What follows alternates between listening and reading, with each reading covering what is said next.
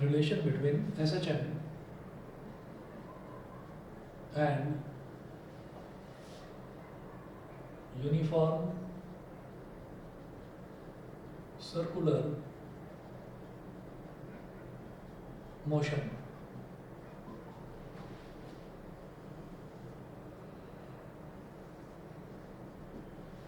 Relation between SHM and uniform circular motion.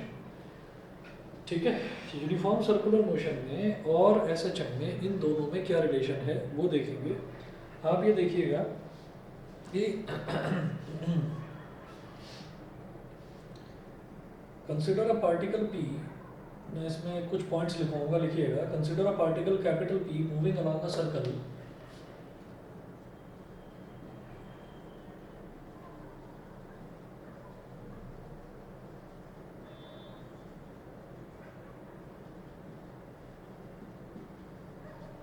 consider a particle capital P moving along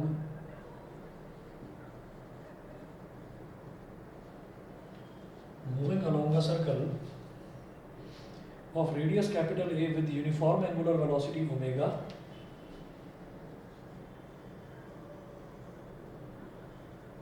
of radius capital A with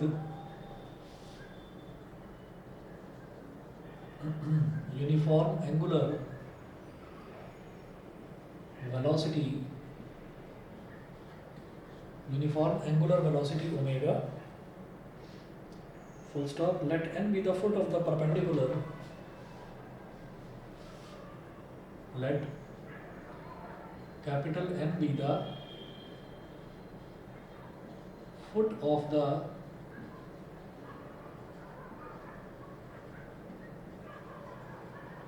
let capital N be the foot of the perpendicular. Let capital N be the foot of the perpendicular drawn from the point capital P. Drawn from the point capital P to the diameter x dash. Sir एक खोल रहा है। जोर से दबा दो, हो जाएगा। हो गया? Yes sir. Good evening. Good evening. To the diameter x dash.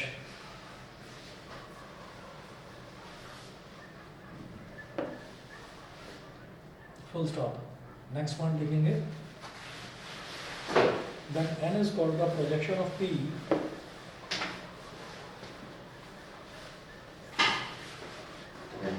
capital N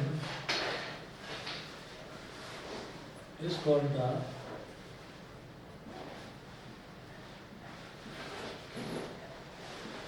capital N is called the projection of capital P on the diameter x dash. On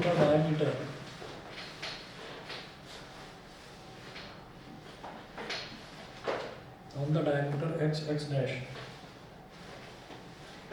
Full stop.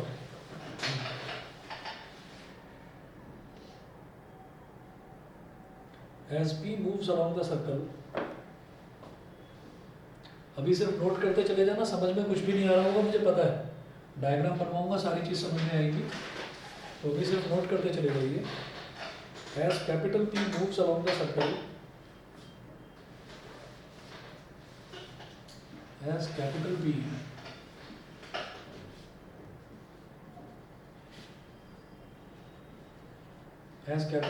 moves along the circle from x to y,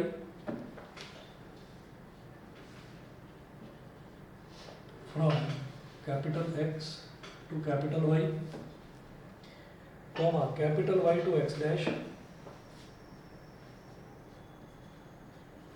capital Y to x dash, comma capital X dash to capital Y dash,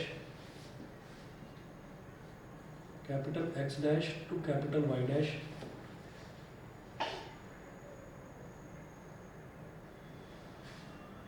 and capital Y dash to capital X.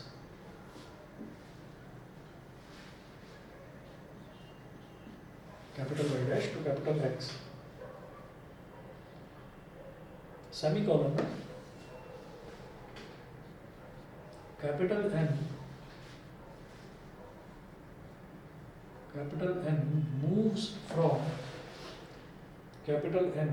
moves from x to O,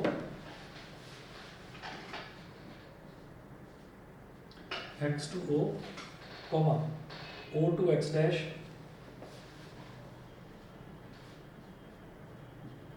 x to O, O to x dash, comma x dash to O,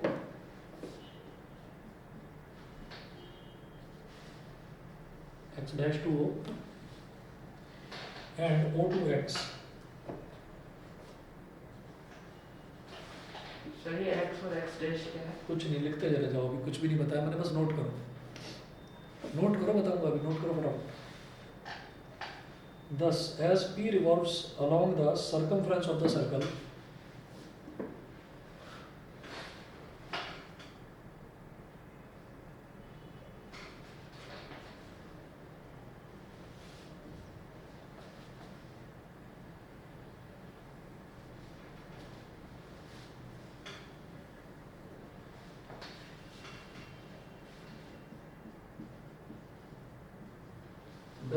capital P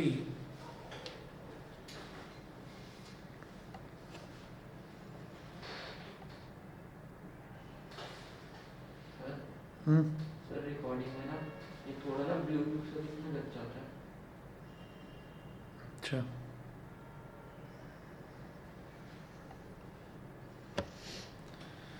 करेंगे भाई इसको भी ठीक. Thus, capital P revolves along the circumference of the circle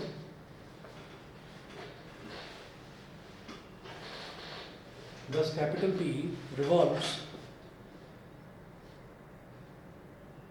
along the circumference of the circle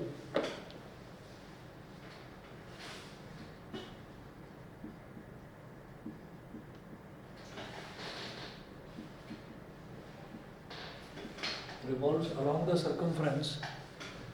Thus, capital P revolves along the circumference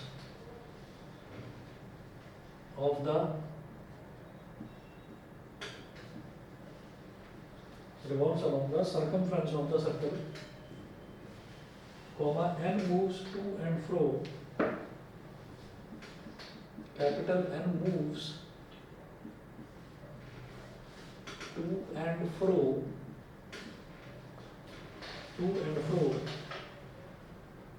about the point capital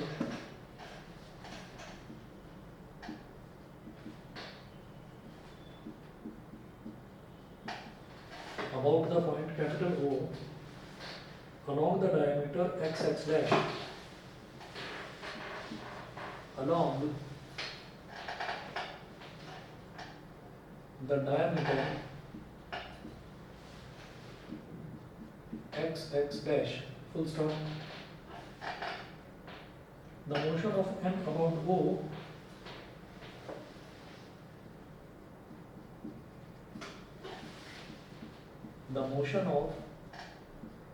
capital N about O is said to be simple harmonic.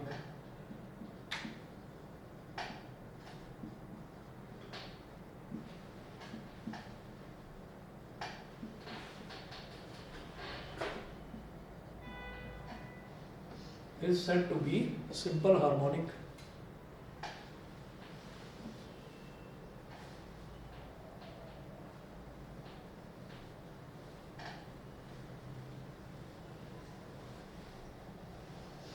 Is said to be simple harmonic. उसके बाद आप note करेंगे, मैं छोड़िए अभी, अब जरा diagram बनाइए जिससे ये चीज समझ में आएगी कि ये इतनी लंबी कहानी लिखी क्या है इन्होंने. देखिए x x dash y y dash, ये आपको पूछना ही नहीं चाहिए. x x डैश क्या होता है? x एक्सिस की राइट साइड को x बोलते हैं और लेफ्ट साइड को क्या बोलते हैं? x dash. ऐसे ही y एक्सिस की पॉजिटिव साइड को y और नेगेटिव साइड को y डैश. ठीक. तो आप क्या करें, यहाँ पर ये इस तरीके से कोऑर्डिनेट एक्सिस बना लो. ये हमारी हो गई y एक्सिस और ये हमारी हो गई x एक्सिस. और फिर क्या करिए, फिर एक सर्कल बना लीजिए. ये सर्कल हो गया. अब मैं ये कहूँगा कि सर्कल का जो सेंटर है उसको हमने बोल दिया O, ये वाला जो पॉइंट है इसको बोल दीजिए x, क्योंकि ये पॉजिटिव x एक्सिस की तरफ है, ये नेगेटिव x एक्सिस की तरफ है, इसको बोलिए x डैश। ये पॉजिटिव y एक्सिस की तरफ है, इसको बोलिए y। ये नेगेटिव y एक्सिस की तरफ है, इसको बोलिए y डैश। उसके बाद अब एक एक पॉइंट पढ़ते चले जाओ, सब समझ में आ जाएगा आपको। देखिए, consider a particle capital P moving along a circle of radius capital A with uniform angular velocity omega. तो आपने क्या करा कि यहाँ पर एक रेडियस बना लिया, रेडियस क्या हो गया कैपिटल A। तो आप ये मान लीजिए कि यहाँ पर एक पार्टिकल है P, कैपिटल P, जो इस सर्कल के अलोंग ऐसे ऐसे इस सर्कमफ्रेंस में वो घूमता जा रहा है, घूमता जा रहा है बार बार, ठीक है। और कितनी एंगुलर वेलोसिटी से, with uniform angular velocity omega. Omega उसकी यूनिफॉर्म एंगुलर वेलोसिटी है, उसके साथ वो लगातार घूम रहा है, चक्कर काट रहा है यहाँ सर्कल के, ठीक है। इस पॉइंट को हमने क्या बोल दिया, पॉइंट P। अब मैंने क्या करा, अब ध्यान देना, अब मैंने क्या करा, अगला पॉइंट क्या है, let n be the foot of the perpendicular drawn from the point P to the diameter x x dash. ये जो डायमीटर है इस सर्कल का क्या है, x x डैश, ठीक है। तो आपने यहाँ से P से एक परपेंडिकुलर ड्रॉप कर दिया ऐसे, और इस परपेंडिकुलर जहां x x डैश वाली इस लाइन को टच कर रहा है, उस पॉइंट को हमने बोल दिया n। This n is called the projection of P on x axis. वही लिखा है अगले पॉइंट में, then capital N is called the projection of P on the diameter x x dash। इस x x डैश पर आपने क्या करा, एक परपेंडिकुलर ड्रॉप करा, उस परपेंडिकुलर को ही क्या बोलते हैं, प्रोजेक्शन बोलते हैं। फिर सोचिएगा, as P moves along the circle from x to y। अब P जो है, ध्यान से सुनिए, as P moves along the circle from x to y to x dash to y dash and y dash to x। अब जो ये P है ये x से y तक मूव करेगा, फिर y से x डैश तक मूव करेगा, फिर x डैश से y डैश तक मूव करेगा, फिर y डैश से x तक मूव करेगा। तो ये जो प्रोजेक्शन है, इस प्रोजेक्शन का क्या होगा, सोचो कि अब पार्टिकल जो है वो यहाँ पर आ गया, यहाँ से प्रोजेक्शन डाला तो वो यहाँ आ गया, तो n इधर आ गया, फिर ये यहाँ पर आ गया तो यहाँ से इस पर परपेंडिकुलर डाला तो n इधर आ गया, है ना, परपेंडिकुलर जो ड्रॉप कर रहे हैं। फिर इस जगह से मैंने परपेंडिकुलर डाला तो n यहाँ आ गया, फिर इस जगह से क्या, ये डाल क्यों रहे हैं, बता रहा हूँ, बस डाल रहे हैं परपेंडिकुलर, पहले ये समझो। तो ये परपेंडिकुलर यहाँ से ड्रॉप करा तो ये यहाँ पर आ गया, तो ये जब परपेंडिकुलर मैंने इस पॉइंट से यहाँ ड्रॉप करा तो ये यहाँ पर आ गया m। कभी भी सर्कुलर मोशन जो होता है, सर्कुलर मोशन में जो कोई भी पार्टिकल सर्कुलर पाथ फॉलो कर रहा है, तो वहाँ से अगर मैं एक परपेंडिकुलर ड्रॉप करता हूँ, अब सुन लो इधर, वहाँ से अगर मैं परपेंडिकुलर ड्रॉप करता हूँ x एक्सिस पर, तो उसको प्रोजेक्शन बोलते हैं। तो मैं प्रोजेक्शन कैलकुलेट करना चाह रहा हूँ, और फिर ये सवाल आता है कि भाई हम परपेंडिकुलर डाल ही क्यों रहे हैं। हम ये देखना चाहते हैं कि ये जो यूनिफॉर्म सर्कुलर मोशन है और इसमें और SHM में भी कोई रिलेशन होता है क्या, हम ये रिलेशन स्टडी करना चाहते हैं। तो रिलेशन स्टडी करने के लिए हम क्या कर रहे हैं, हम यहाँ से ये देख रहे हैं कि परपेंडिकुलर अगर इस पर प्रोजेक्शन डालें तो वो प्रोजेक्शन का मूवमेंट कैसा होगा, क्योंकि पार्टिकल का मूवमेंट तो मुझे पता है सर्कुलरली घूम रहा है। तो दोबारा सुने सभी बच्चे, एक पार्टिकल यहाँ पर था तो पहले यहाँ से प्रोजेक्शन डाला तो यहाँ आ गया m, फिर पार्टिकल चलते हुए यहाँ पहुँचा, यहाँ से प्रोजेक्शन डाला यानी कि परपेंडिकुलर ड्रॉप करा, प्रोजेक्शन डाला तो वो यहाँ आ गया, यहाँ से प्रोजेक्शन डाला तो यहाँ आ गया, यहाँ से डाला तो इधर, इधर से तो इधर, इधर से तो इधर, फिर यहाँ पर पहुँचेगा, यहाँ से आप डालें तो फिर इधर, यहाँ से डालें तो फिर इधर, यहाँ से डालें तो फिर इधर, यहाँ से डालें तो फिर इधर। तो क्या हो रहा है, जब पार्टिकल आपका यहाँ से ऐसे चलते हुए x से y और y से x डैश तक आया, तो प्रोजेक्शन इस पॉइंट से लेकर इस पॉइंट तक मूव करा, ये जो n है ये इस पॉइंट से लेकर इस पॉइंट तक मूव करा। फिर जब पार्टिकल आपका यहाँ से लेकर यहाँ तक जा रहा है तो आप देखिए इसने वापस जाना, प्रोजेक्शन जो है मतलब foot of the perpendicular, foot of the perpendicular पहले यहाँ फिर यहाँ फिर यहाँ फिर यहाँ, तो फुट ऑफ द परपेंडिकुलर यानी कि जो ये एन पॉइंट है, फिर ये एन पॉइंट इस तरह से मूव करना शुरू कर जाएगा। तो जैसे ही पार्टिकल यहाँ से यहाँ आएगा तो वो उसका प्रोजेक्शन यहाँ से यहाँ आ गया ऑन अ स्ट्रेट लाइन, ठीक है। और जैसे ही ये पार्टिकल यहाँ से यहाँ जाएगा तो इसका जो प्रोजेक्शंस हैं ये सारे पॉइंट्स यहाँ से यहाँ मूव कर जाएंगे। तो अगर वो सर्कुलरली मूव करता रहेगा तो पार्टिकल तो सर्कुलरली मूव कर रहा है, और जो उसका प्रोजेक्शन है, तो ये जो बीच वाला पॉइंट है O, इसके आगे पीछे आगे पीछे आगे पीछे ऐसे ऑसिलेट कर रहा है।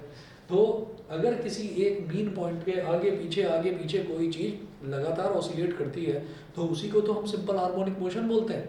बताइए मेरी बात समझ में आ गई?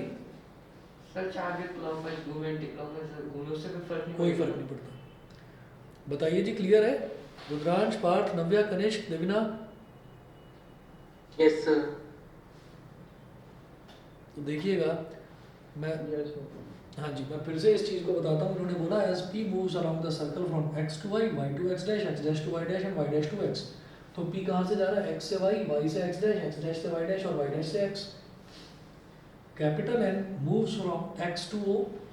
कैपिटल N कहाँ से मूव करेगा? x to o, o to x dash, x to o, o to x dash, फिर x dash to o, o to x dash to o and o to x।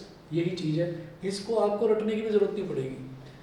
Thus capital P revolves around the circumference of the circle। तो point P जो है ये तो circumference के around revolve करता रहेगा and N moves to and fro about the point capital O along the diameter x x dash। और जो ये जो N है ये O पॉइंट के to and fro मतलब आगे पीछे ये oscillate करता रहेगा। The motion of capital N about O is said to be simple harmonic। शायद समझ में आ गया होगा सबको, ठीक है?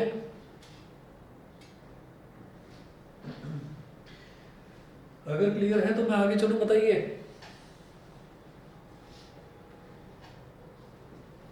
Yes sir. ठीक है, चलिए जी अगला देखते हैं फिर आगे इसमें क्या है। तो यहाँ पर हम ये कहेंगे कि किसी भी इंस्टेंट की अगर बात करी जाए, मान लीजिए यहाँ से इस इंस्टेंट की बात कर रहा हूँ, तो यहाँ से यहाँ तक का अब पार्टिकल का जो डिस्प्लेसमेंट है उस डिस्प्लेसमेंट को हम क्या बोलते हैं? x। जो वो एंगल बनाता है उस एंगल को हम क्या बोलते हैं? थीटा बोलो या ओमेगा टी बोलो। तो x आ गया और ओमेगा टी आ गया। और ये जो रेडियस होता है सर्कुलर, अगर SHM को सर्कुलर में कन्वर्ट करा जाए तो ये जो रेडियस होता है ये होता है कैपिटल A।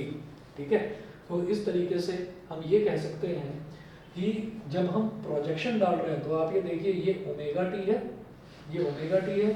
तो अगर मान लीजिए मैं ओमेगा टी का कॉस कैलकुलेट करना चाहूँ तो आप देखिएगा क्या हो जाएगा? Cos omega T is equal to क्या होगा बेटा? बेस अपॉन हाइपोटेन्यूज, ये 90 डिग्री के सामने वाला हाइपोटेन्यूज।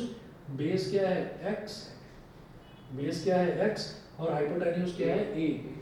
तो दिस इज हाउ हम ये कहते हैं कि x is equal to a cos omega T होता है। और अगर इसमें कुछ इनिशियल फेज हो, इनिशियल फेज फाई नॉट हो, तो फिर वो फाई नॉट उसमें ऐड हो जाता है, a cos omega T plus phi nought हो जाता है। ठीक है, तो अब मैं आगे चलता हूँ इसमें, देखिएगा इसमें आप नोट करें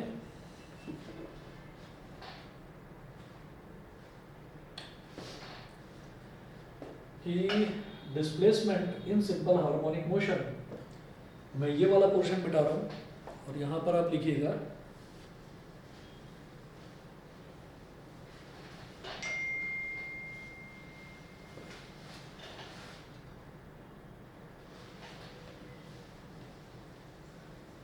सर 5 नॉट क्या था दीवार पर? बता रहा हूँ, अच्छा अभी बता रहा हूँ, अभी मैंने नोट किया हुआ है, करवाऊंगा। नोट करिएगा displacement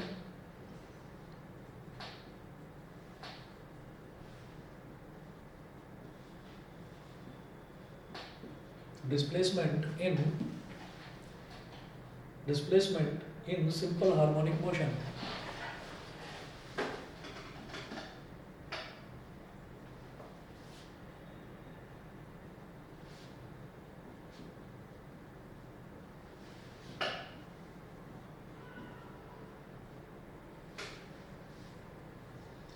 displacement in simple harmonic motion, तो displacement in simple harmonic motion क्या होगा? ये देखिएगा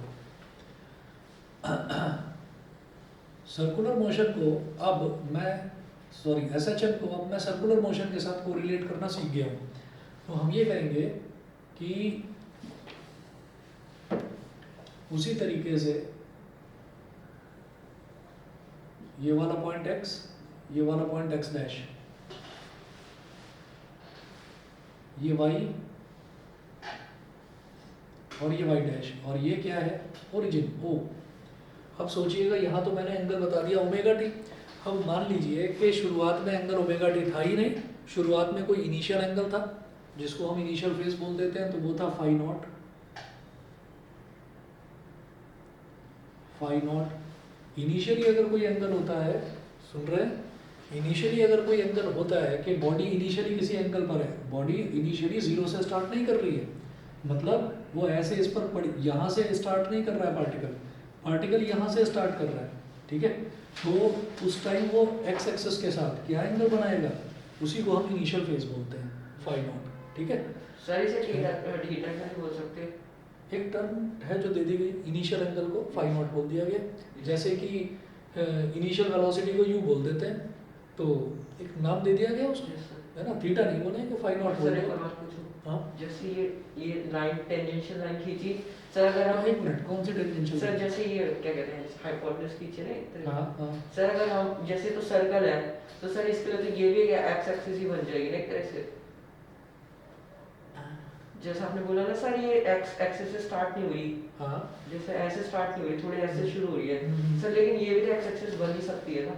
नहीं नहीं, एक्स एक्सिस तो स्टैंडर्ड होती है, वो तो हॉरिजॉन्टल हो गई आपकी एक्स एक्सिस, ठीक है। यहाँ पर मैं इस एक्सिस की बात ही नहीं कर रहा, मैं तो ये कह रहा हूँ कि पार्टिकल की बात करें, पार्टिकल कहाँ मूव कर रहा है, पार्टिकल यहाँ पर आ गया, तो पार्टिकल को सेंटर से ज्वाइन करके मैं ये कह रहा हूँ कि ये इसका मैक्सिमम एम्पलीट्यूड होगा ए, ये मैक्सिमम एम्पलीट्यूड होगा एस एच एम का, बस ये चीज़ है और कुछ नहीं। तो आप ये देखिए ये फाई नॉट हो गया, शायद समझे नहीं अभी भी? नहीं सर समझ गया। समझिए, तो हमने ये कहा कि पार्टिकल यहाँ पर था इस पॉइंट पर क्यू पर, और तब उसका इनिशियल फेज फाई नॉट था, अब वो थोड़ा सा आगे चला और आगे चलकर वो यहाँ पर आ गया पॉइंट पी पर, तो अब उसका एंगल कितना हो गया ओमेगा टी, और ये तो ए ही रहेगा। तो अगर इसका अब मैं यहाँ से प्रोजेक्शन कैलकुलेट करूँ, तो जहाँ पर प्रोजेक्शन गिरता है वहाँ तक का डिस्टेंस तो हो जाता है एम, सॉरी एक्स, ये एक्स हो जाता है।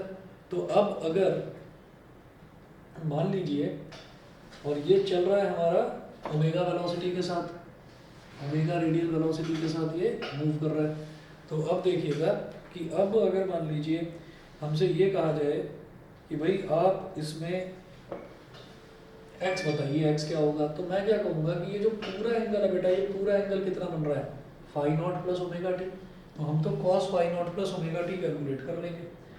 तो cos phi nought plus omega t, cos phi nought plus omega t क्या हो गया, ये हो जाएगा बेस यानी कि O N upon hypotenuse, hypotenuse यानी कि OP, O N upon OP, तो कॉस फाई नॉट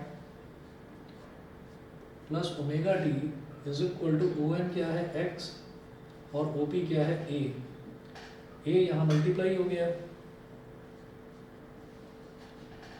तो x is equal to a cos phi nought plus omega T बोल दो या omega T plus phi nought बोल दो। तो इस तरीके से तो बेटा इसका डिस्प्लेसमेंट निकलता है। डिस्प्लेसमेंट बताइए सभी को क्लियर है? बताइए डिस्प्लेसमेंट एक्स होता है, डिस्प्लेसमेंट समझ में आ गया? Yes, sir. बाकी बच्चे बताएं भाई, कनिष्क, पार्थ, यस सर। समझ गए?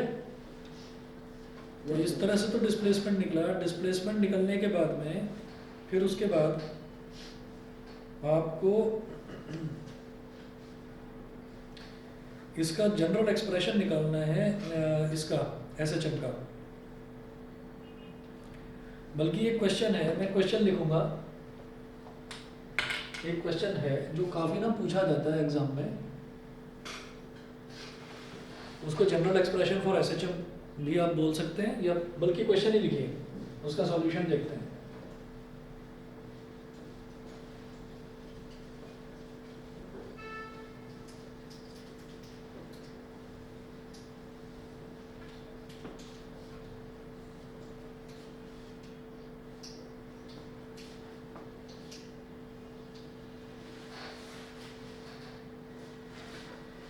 एक क्वेश्चन नोट करें, show that a linear combination of sine and cosine functions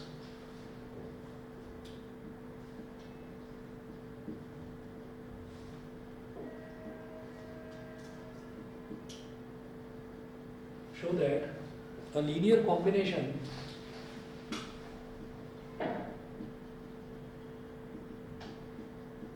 of sine linear combination of sine and cosine functions like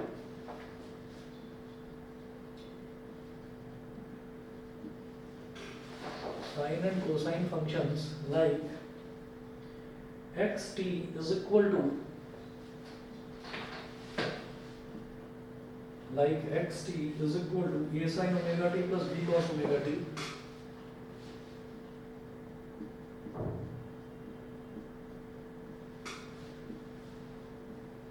a sin omega t plus b cos omega t represents a simple harmonic motion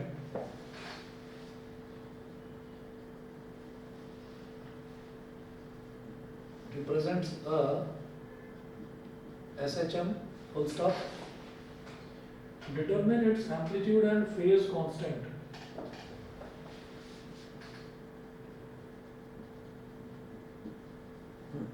Determine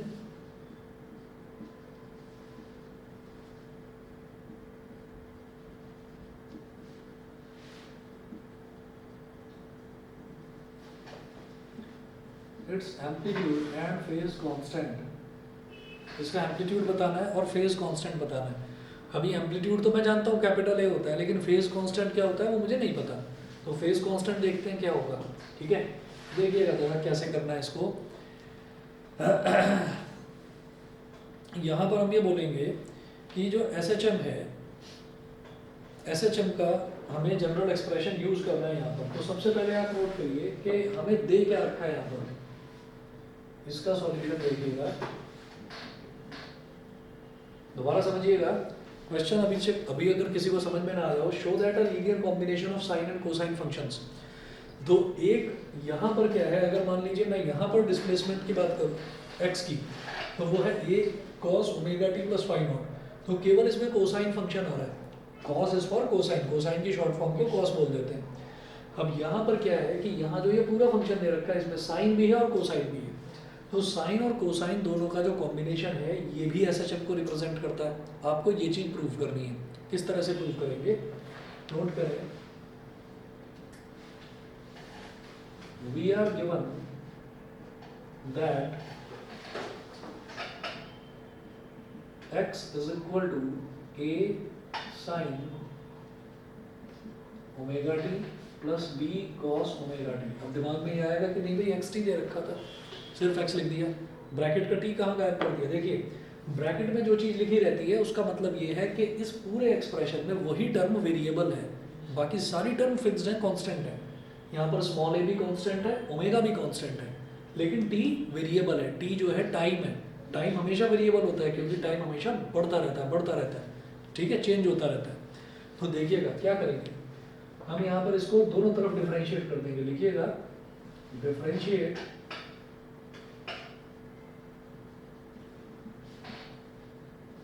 both sides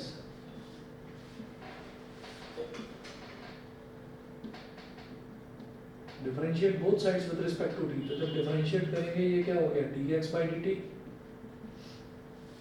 dx by dt। और जब differentiate करेंगे तो इसका क्या हो जाएगा, a तो constant रहेगा, ये तो कांस्टेंट है।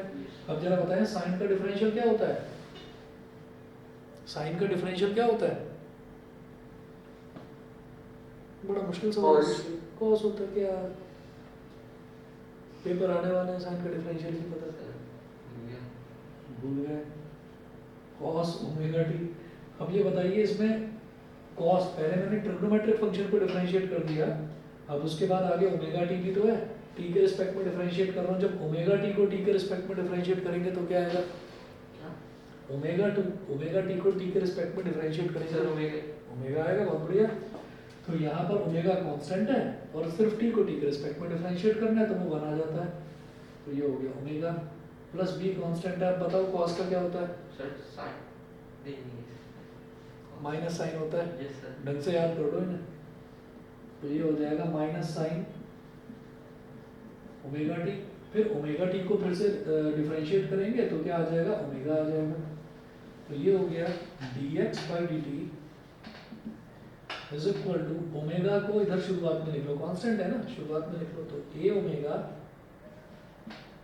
cos ओमेगा टी, इस ओमेगा को इस b के साथ लिख लो और माइनस साइन जो है बाहर आ जाएगा, तो minus b omega sine omega T. यहाँ तक बता दीजिए सब बच्चों को समझ में आ गया? डिफरेंशिएशन में किसी को कोई प्रॉब्लम आ रही हो तो बताओ, बोलिए जी। No, clear sir. है, समझ गए?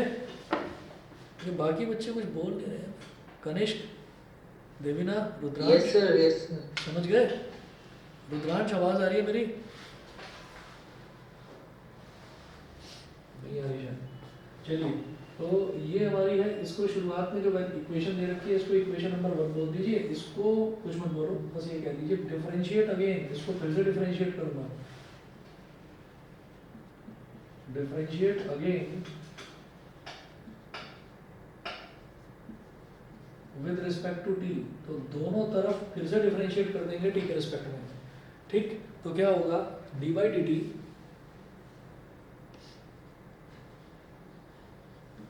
D by d t of d x by d t is equal to d by d t of a omega cos omega T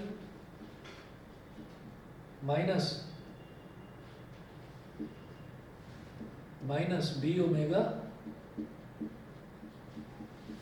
sign omega t. जब d x by d t को further differentiate करते हैं तो ये आ जाता है d square x by d t square. जब इसको डिफरेंशिएट करेंगे तो ए ओमेगा तो कांस्टेंट है, तो ए ओमेगा तो एज इट इज रहा, कॉस का डिफरेंशियल क्या होता है, माइनस साइन, तो यहाँ लिखिए माइनस साइन ओमेगा टी, फिर ओमेगा टी को फर्दर डिफरेंशिएट करेंगे तो क्या आ जाएगा, ओमेगा, फिर minus b omega as it is रहेगा, साइन का क्या होता है, कॉस ओमेगा टी, फिर ओमेगा टी को फर्दर डिफरेंशिएट करेंगे एज पर चेन रूल, तो ये क्या हो जाएगा, ओमेगा आ जाएगा, D square x by d t square. Sir हाँ सर एक बात पूछूं, हाँ, ओमेगा जैसे ओमेगा एक तरह का वेरिएबल ले लिया ना, तो ये मतलब अकेला है ना ये, तो इसको वन नहीं कर लेंगे? नहीं, ओमेगा वेरिएबल नहीं है ना, ओमेगा वेरिएबल नहीं है, वेरिएबल क्या है, यहाँ पर क्या दे रखा है, टी, सिर्फ टी वेरिएबल है। तो हम क्या देखेंगे कि हमें सिर्फ टी के रिस्पेक्ट में डिफरेंशिएट करना है, क्योंकि टी वेरिएबल दे रखा है, तो ए कांस्टेंट है, ओमेगा कांस्टेंट है, लेकिन जब इसको डिफरेंशिएट करेंगे तो पहले साइन दे रखा है, ए एज इट इज छोड़ा, साइन का डिफरेंशियल क्या हो गया, कॉस, उसके आगे जो लिखा हुआ है वो एज इट इज लिख दिया ओमेगा टी, लेकिन मुझे पता है कि ओमेगा टी में भी टी वेरिएबल आ रहा है, Yes. तो ओमेगा टी को फिर टी के रिस्पेक्ट में डिफरेंशिएट करो, तो क्या हो जाएगा, जब x को x के रिस्पेक्ट में डिफरेंशिएट करते हैं तो 1 आ जाता है, तो t को t के रिस्पेक्ट में करेंगे तो 1 आएगा, उसके साथ ओमेगा एक कांस्टेंट है जो मल्टीप्लाई हो रहा है, अच्छा तो इसलिए वो ओमेगा रह जाएगा। अगर ओमेगा अकेला होता तो उसका डिफरेंशियल 0 आ जाता, Yes. लेकिन उसके साथ t है तो ओमेगा को एज इट इज रखेंगे और t का डिफरेंशियल करेंगे तो वो 1 आ जाएगा।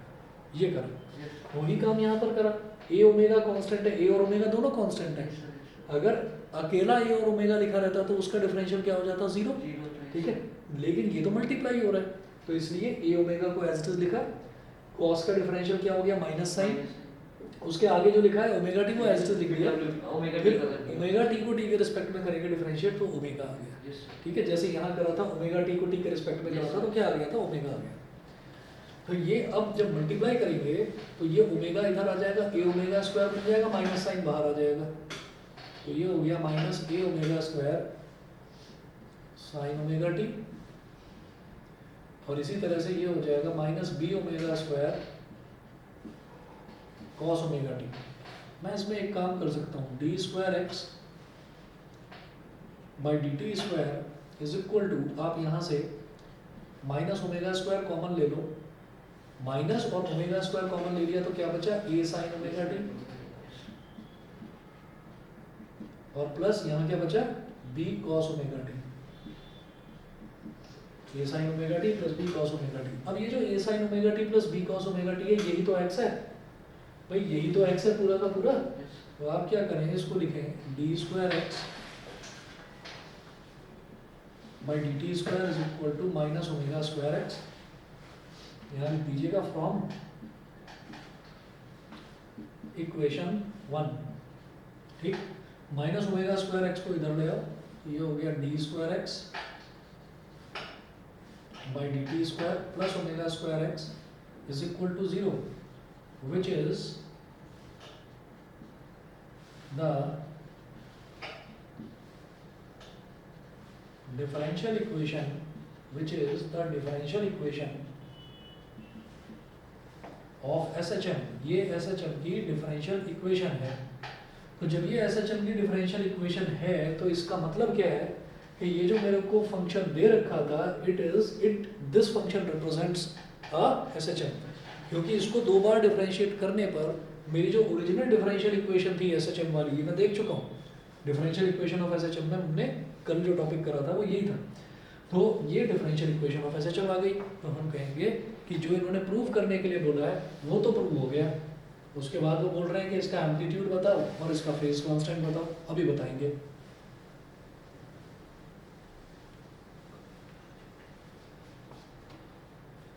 लिखिएगा therefore the given function xt represents a SHM, represents a SHM, ये हो गया, ठीक है।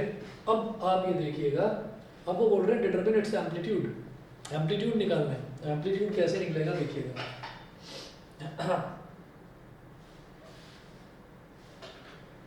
To determine amplitude, to determine its amplitude and phase constant, we put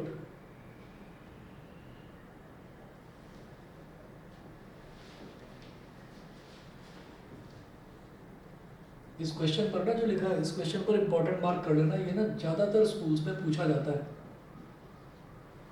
final exam में पूछा जाता है, क्वेश्चन इंपॉर्टेंट है। To determine its amplitude and phase constant, we put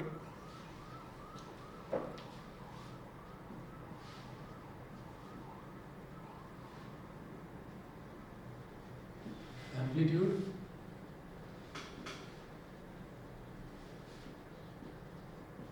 and phase constant. To determine its amplitude and phase constant, we put amplitude और phase constant find out करने के लिए आप क्या करेंगे कि स्मॉल ए को तो रख दो a cos phi के इक्वल, a cos phi, ठीक है। और स्मॉल b को बोलो capital A sin phi, a cos phi और a sin phi, ठीक है। बोला जा सकता है ऐसा, कभी डिटेल में बताऊंगा ऐसा क्यों है। फिलहाल के लिए बस इसको याद रखिए कि अगर हमारे पास ऐसा एक्सप्रेशन आता है, ये एक तरफ साइन है, तो साइन के साथ जो कांस्टेंट दे रखा है उस कांस्टेंट को आप मान लो कॉस वाला, ठीक है। तो और जो कॉस के साथ जो कांस्टेंट दे रखा है b, उसको आप मान लीजिए साइन वाला कंपोनेंट, तो a sin phi। इसको करेंगे कभी डिटेल में, फिलहाल के लिए नोट करिए बस। और अब आप ये कहिए कि इस वैल्यू को फर्स्ट इक्वेशन, जो हमारी ये वाली इक्वेशन है, ये यही तो है, इस इक्वेशन में सब्स्टिट्यूट कर दो। आप कहिएगा put this value in equation 1, put these values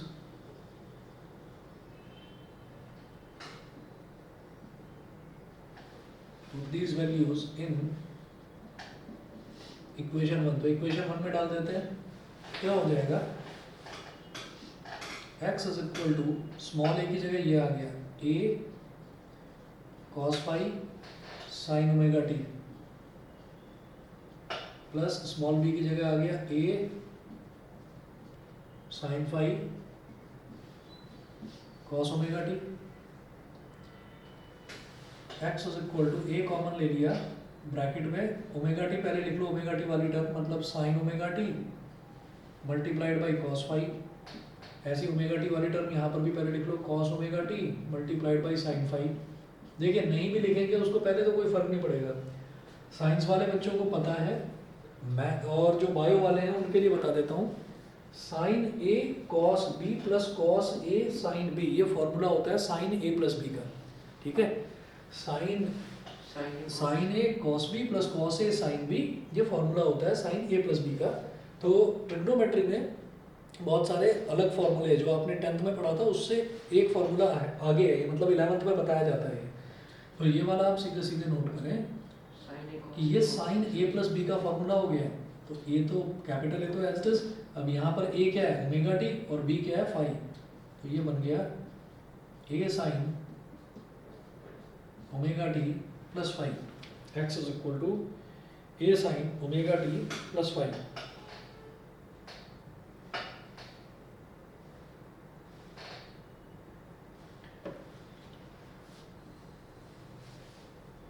अब नोट करिएगा दिस इक्वेशन,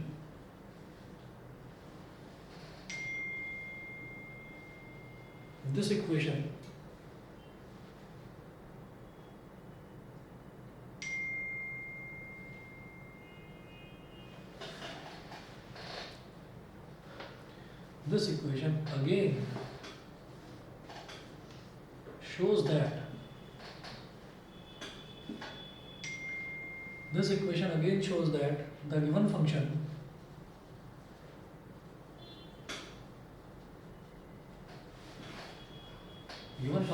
represents SHM.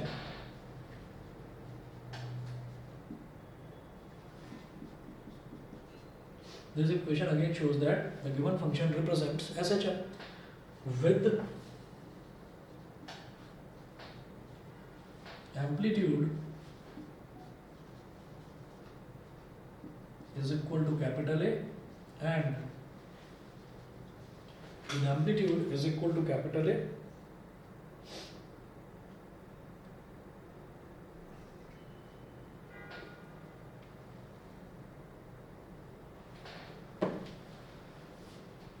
और फेज की बात अभी बताऊंगा मैं आपको। Amplitude is equal to capital A, इसको बोल दीजिए इक्वेशन नंबर 2 और इसको बोल दीजिए इक्वेशन नंबर 3, यही तो हमने माना था ना, ठीक।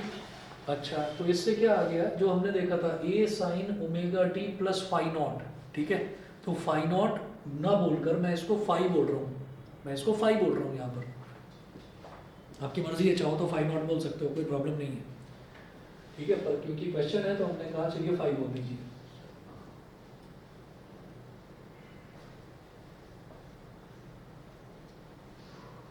तो एम्पलीट्यूड इसमें ए है, ये हम जानते हैं कि जो एसएचएम की इक्वेशन है, एसएचएम की इक्वेशन में सबसे पहले जो चीज लिखी रहती है वो एम्पलीट्यूड होता है। ये एम्पलीट्यूड है, ये एंगल है आपका, ठीक है, ये एंगल है और ये आपका इनिशियल फेज है। इनिशियल फेज हमेशा कांस्टेंट रहता है, फिक्स्ड रहता है, तो इसीलिए इसको क्या बोल दिया, फेज कांस्टेंट, ठीक। तो जरा देखिएगा कि अब मेरा टारगेट क्या है कि मैं कैपिटल ए और फाई निकालना चाहता हूँ, तो ये एम्पलीट्यूड है और ये फेज कांस्टेंट है। With amplitude is equal to A and phase constant is equal to phi. तो एम्पलीट्यूड कैसे निकलेगा, यहाँ पर एक काम करो, इसमें आप लिख दो squaring and adding equation 2 and equation 3, squaring and adding equation 2 and equation 3, equation 2 का भी स्क्वायर कर दो और equation 3 का भी स्क्वायर कर दो और फिर ऐड कर दो। तो लेफ्ट हैंड साइड का स्क्वायर करा a स्क्वायर, इसकी लेफ्ट हैंड साइड का स्क्वायर करा b स्क्वायर, तो ये क्या हो गया a square plus b square, इसकी राइट हैंड साइड का स्क्वायर करा, क्या हो गया capital A square cos square phi, तो ये हो गया capital A square cos square phi, plus इसकी राइट हैंड साइड का स्क्वायर करा, क्या हो गया capital A square sine square phi, capital A square sine square phi. तो small a square plus small b square, capital A square common ले लिया, bracket में क्या बचा cos square phi plus sine square phi. cos square phi plus sine square phi क्या होता है 1, ये तो आइडेंटिटी है 10th में भी पढ़ी थी। तो small a square plus small b square is equal to capital A square, it implies that capital A is equal to under root a square plus b square. तो ये तो क्या हो गया, ये तो एम्पलीट्यूड हो गया, ये तो एम्पलीट्यूड हो गया, बताइए जी क्लियर।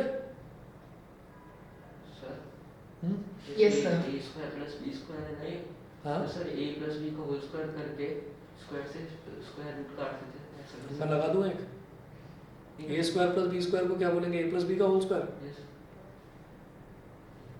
क्या बोलेंगे, क्या क्या बोलेंगे, ए प्लस बी का होल स्क्वायर क्यों बोलेंगे? नहीं सर, अगर सर कॉमन ले ले स्क्वायर इसका यार कैसे, तुम किस तरीके की बात कर रहे हो? A square plus b square plus 2ab क्या होता है? वो होता है ना ए प्लस बी का होल स्क्वायर। तो ये ऐसी बात तुम तो मत करो, ये तो सिर्फ ए स्क्वायर प्लस बी स्क्वायर है, इसमें 2ab का है। अगर प्लस 2ab हो रहा होता तभी तो ए प्लस बी का होल स्क्वायर होता। यस समझ गए? यस चले आगे। तुम ओवर कॉन्फिडेंस में गलतियां मत कर देना। देखिए अब आपको क्या करना है, अब आपको फाई निकालना है। तो आप इक्वेशन 3 को इक्वेशन 2 से डिवाइड कर दो। डिवाइड